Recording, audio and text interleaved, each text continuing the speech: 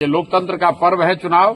14 तारीख को परिणाम आने दीजिए, आपको दिखेगा बिहार में देश का राजनीतिक इतिहास लिखा जाता हुआ दिखेगा।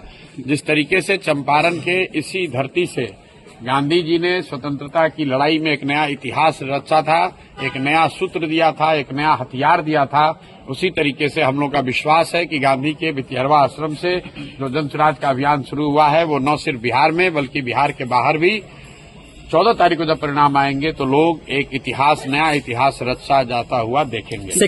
नमस्कार, मैं हूं आसिफ खान और आप देख रहे हैं न्यूज फॉर नेशन।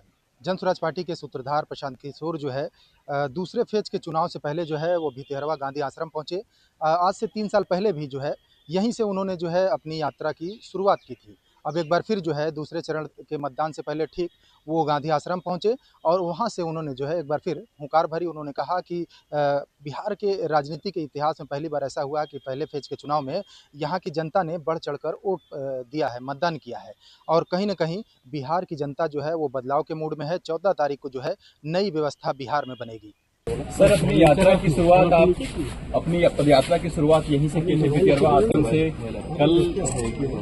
कल चुनाव प्रचार का कल जो है वो लास्ट फेज का चुनाव है, आप यहाँ पे आए हैं, क्या कुछ कहेंगे इसको? यात्रा की शुरुआत नहीं की थी, बिहार में बदलाव के लिए, बिहार में सुधार के संकल्प की शुरुआत इसी आश्रम से, इसी परिसर से हुआ था और आज उसका एक चरण पूरा हुआ।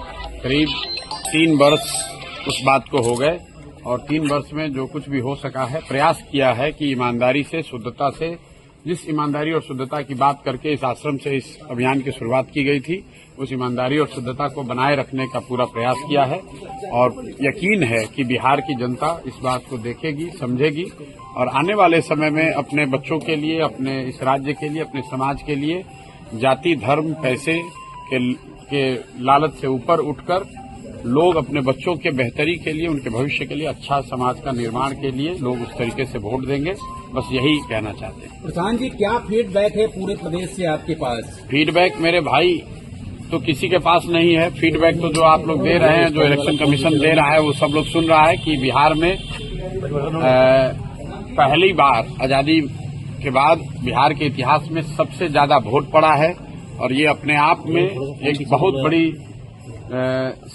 बहुत बड़ा संकेत है, बदलाव का संकेत है। पहली बार बिहार में इतनी बड़ी संख्या में वोट पड़ा है तो एक तरीके से गांधी के इस आश्रम में, गांधी के विचार से, लोकतंत्र के मानने वाले लोग की सबसे बड़ी जीत है कि बिहार में आज तक 65% वोट कभी नहीं पड़ा है। तो हम लोग का ऐसा मानना है कि ये 65% वोट बिहार में बदलाव का वोट है। 14 तारीख से बिहार में एक नई व्यवस्था बनाने के लिए वोट है।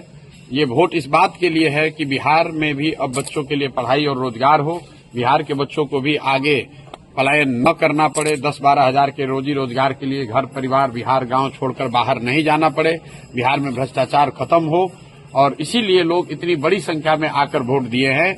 जितने भी पत्रकार हैं, विशेषज्ञ हैं, राजनेता हैं, किसी को अंदाजा नहीं था, किसी को अंदाजा नहीं है कि इतना लोग वोट दिया कौन है।